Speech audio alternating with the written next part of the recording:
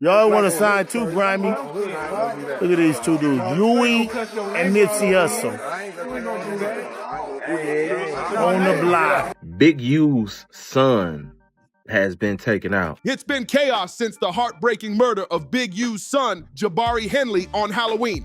And now things took a wild twist. Some of Nipsey's old affiliates, believing Big U was involved in their friend's death, leaked explosive footage of Big U with his son. You won't believe what's in it. The clip drags everyone back into a painful chapter most of LA thought was buried. In LA street politics, where your name, rep, and every move can cost you, a single old video can reopen wounds that never healed. In late October 2025, a grainy Instagram Live started circulating. It showed 3 people posted up on a Crenshaw block, laughing, talking like family when everything was still good. The footage featured Eugene Big U Henley, the late Nipsey Hussle, and Big U's son, Jabari Baby Wee Henley. Back then, they symbolized hope, South LA's new beginning. What should have been a tribute to better days became the spark that reignited old beefs, deep pain, and citywide tension.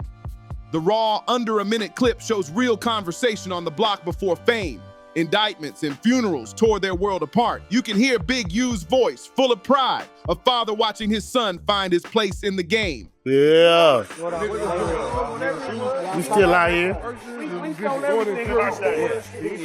Hey, well, you did. Hey, we on tape, man. Y'all don't want to sign too, Grimy. Y'all want to sign too, Grimy. Look at these two dudes, Louis and Nipsey Hussle.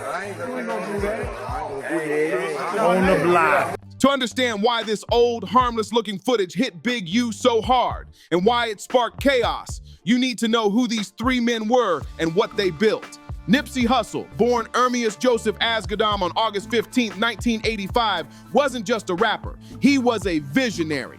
Growing up in the Rollin 60s Crip neighborhood, he dreamed of turning struggle into power, building real wealth in the community through music, Marathon Clothing, and the Vector 90 STEM Hub.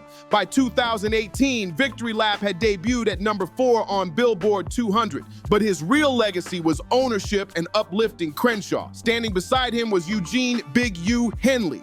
Born around 1967, Big U walked a parallel path. A Rollin 60s veteran, jailed for attempted murder in '96, released in 2004 with a mission to bring peace. He founded the Community Intervention Alliance in 2005, mediating truces between rival gangs. By 2009, Nipsey inked a 10-year management deal with Big U's label Unique Music, learning independence and ownership that became the foundation of the marathon mentality. Then there was Jabari Baby Wee Henley, Big U's son, caught between worlds he never chose. Born March 15, 1991, Jabari worked as a warehouse supervisor, dropped music under Baby Wee, and tried to stay out of drama. He had a 10-year-old daughter and focused on peace despite a violent family history.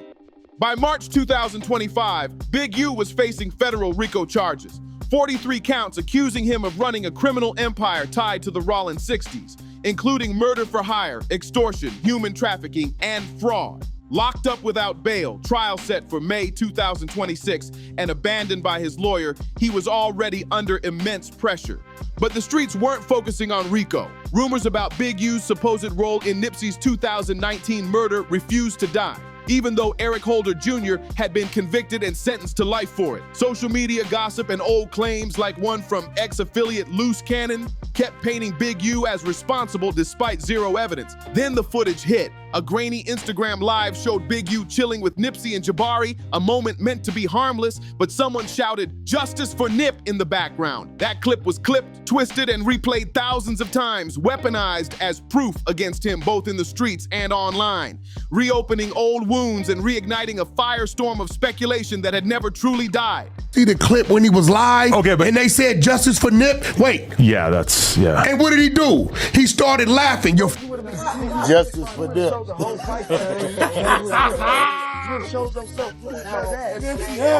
That laugh, whether nervous, awkward, or taken out of context, instantly became proof to Big U's enemies that he had something to do with Nipsey's death.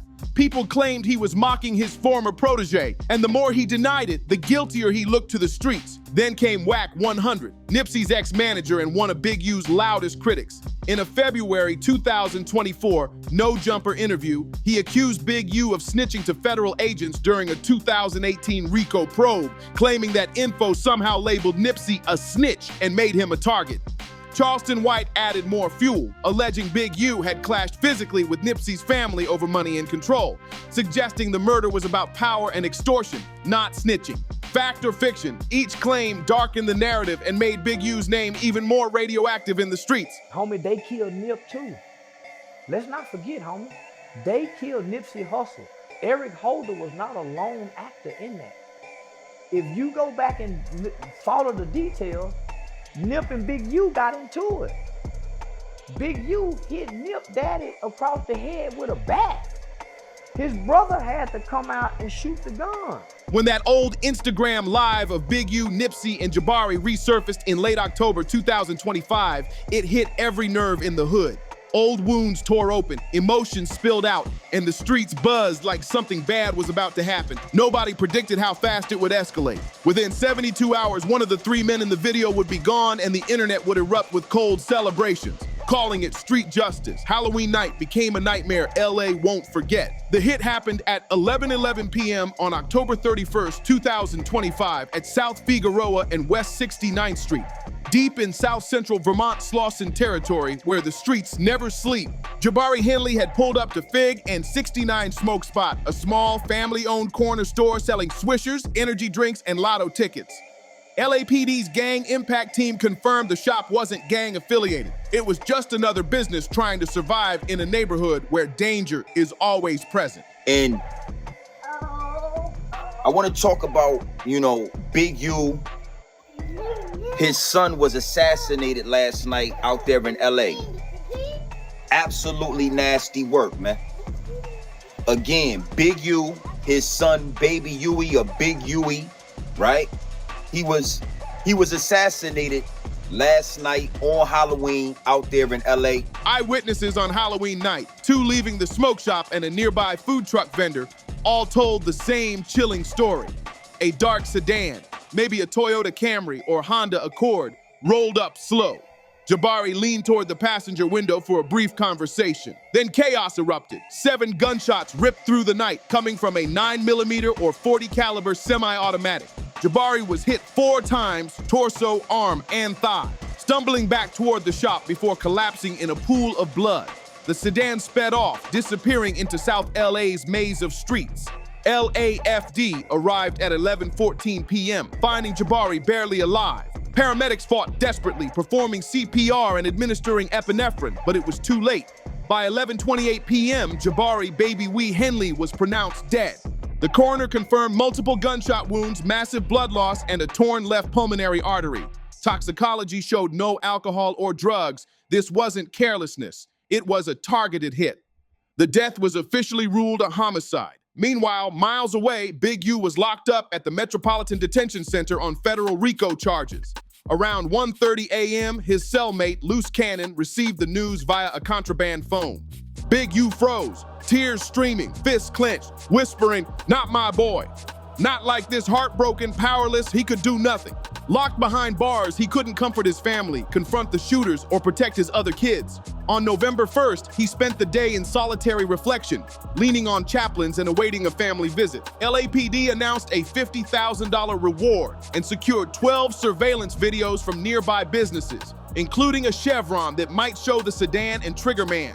Ballistics tests were underway, with results expected by November 5th. Detective Maria Gonzalez leads the investigation, which remains active with no suspects or arrests. The most unsettling part, the online response. As news of Jabari's murder spread, social media exploded, dissecting every detail, spreading rumors and showing zero empathy, amplifying grief into chaos while investigators work to find justice. Big U's son has been taken out. If you don't know who Big U is, just a simple Google search would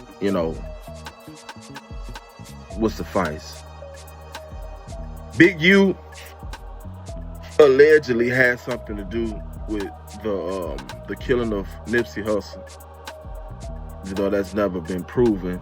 Speculation ran wild, connecting dots that didn't exist and spinning years-old theories. Within 90 minutes of LAPD scanner alerts hitting social media around 11:45 p.m. on October 31st, Jabari Henley's murder had morphed from a homicide into digital entertainment, a cruel spectacle tied to his father's alleged sins. Posts referencing Big U's son surged from 2,500 at midnight to 15,000 by 6 a.m. on November 1st, spreading worldwide.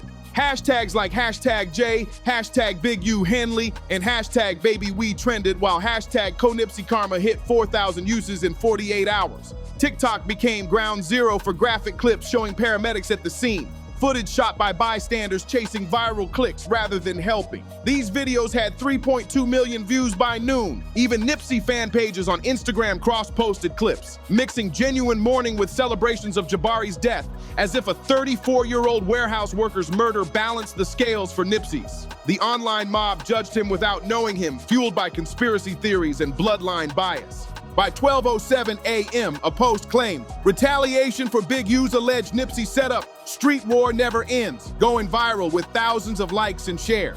By 6:47 a.m., another post said, "LA let Big U walk after killing your legend, Nipsey. Trash City." In this warped logic, Jabari's death became supposed justice, even though he had harmed no one.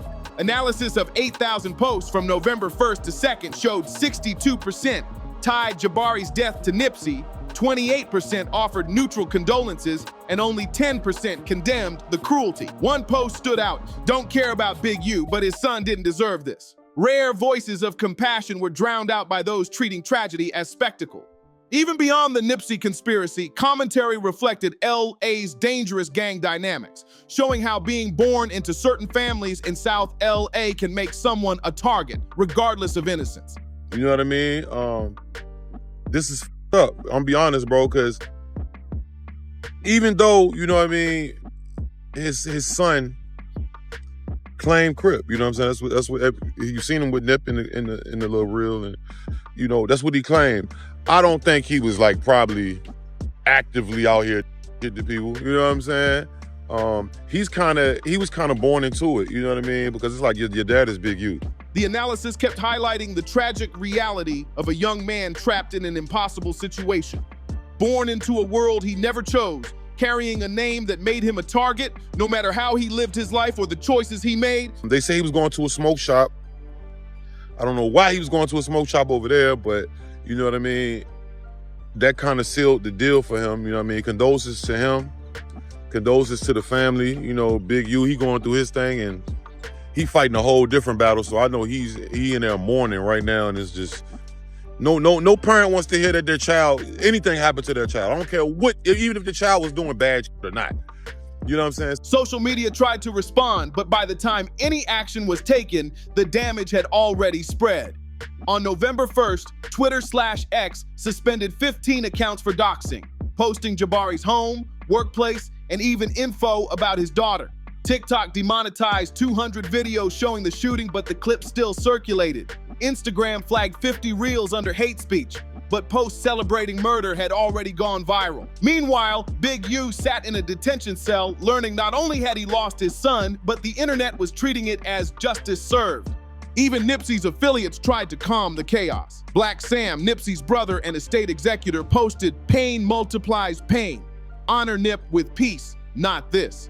Rational voices were drowned out by thousands who treated a grieving father's loss as entertainment. LAPD reported a 22% spike in Crime Stoppers tips, with 150 calls mentioning old beefs, Nipsey revenge, and theories tying Jabari's murder to the 2019 shooting. Detectives had to sift through mountains of speculation to find real leads. The combination of treacherous timing, street tensions, and viral social media made the situation volatile, turning LA's grief into chaos and complicating the investigation. If you know what's going on, right? If you in LA, or if you be in LA, or if you know what's going on in LA right now, it's some going on. Just look at all the shootings. Look at the people that was involved in the shootings, or the alleged groups, and all these shootings that's been going on this year, probably this summer, starting this summer. It's been turned up, bro. And it's kind of like, even though there's a lot of peace pushing going on, it's a lot of coexisting with different gangs and sets, and some shits have generational history, bro. So even if be docile a little bit, all it take for is something crazy to happen or somebody else to get hit, and then they're gonna tit for tat. As of November 6, 2025, no arrests have been made in the murder of Jabari Henley, and the streets are still burning with tension. The investigation remains active, with LAPD detectives continuing to process surveillance footage, run ballistics analysis, and interview potential witnesses who might have seen who fired the shots. The case remains a high-stakes, ongoing story in South LA, with the community on edge and justice still out of reach. If you want to dive deeper into this story and similar content, click on one of the boxes playing on your screen to keep watching.